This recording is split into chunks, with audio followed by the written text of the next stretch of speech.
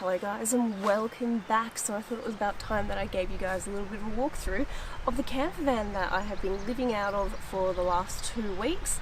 I am living out of this camper van for, I think it's about 6 weeks in total.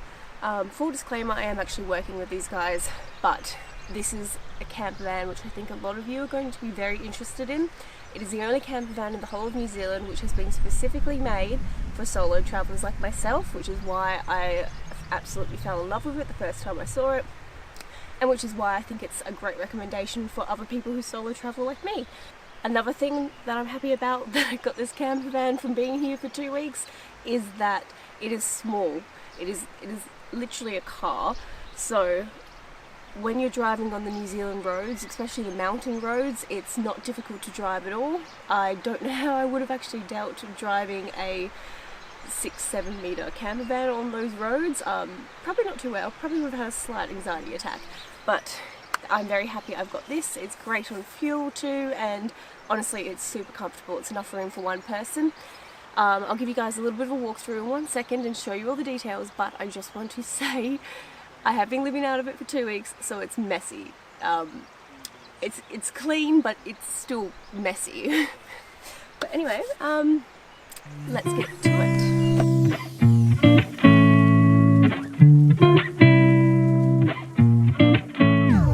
So I'm going to give you guys a walkthrough of the back section first, which is essentially your kitchen setup. It comes with everything you need. It comes with all your cutlery, your pans, your cups. It has a fridge as well, a stove and a water tank. So it's fully self-contained. I forgot to mention that before. It's fully self-contained, so you can actually go freedom camping in this as well, which is very handy.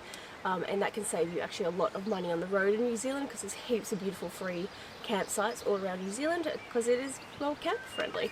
So anyway, let's get to it. In the back section here, you've got, this is your cutlery drawer, and then you've got this section, which I'm using this side as a pantry, but you can put whatever you want there.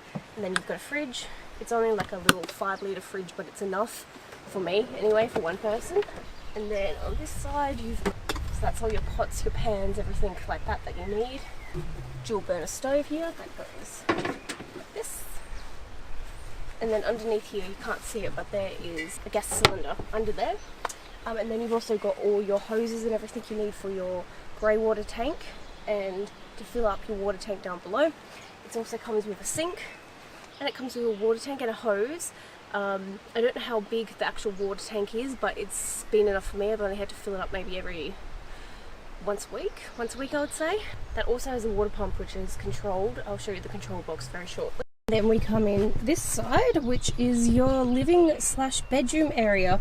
So here there actually is a seat, but I'm using it to hold all my luggage because I have taken 2 massive bags with me because I'm doing a lot of hiking and I'm also going straight to Tassie after this.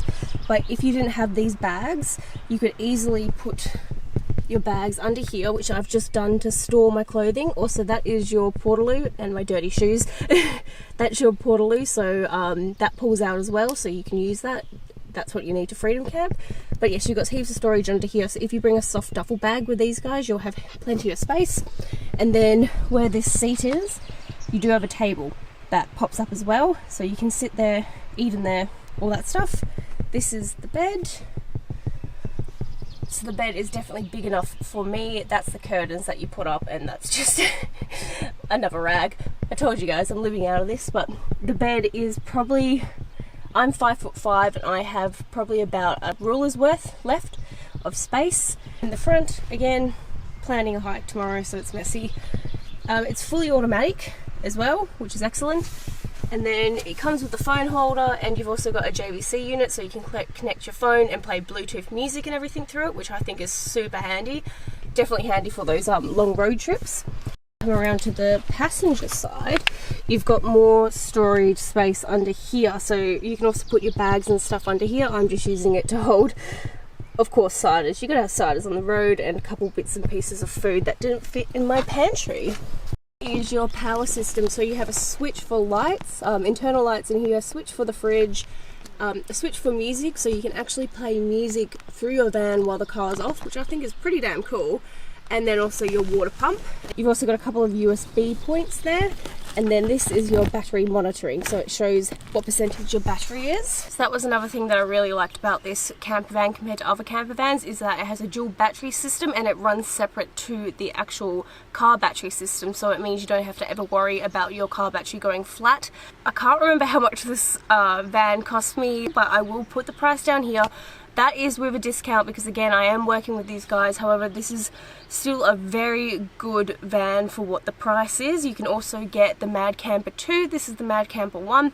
The Mad Camper 2 is great for 2 people. It's pretty much got a bit more space, but it's got the same setup. It's fully self-contained. You can go freedom camping and everything with it, so it's excellent.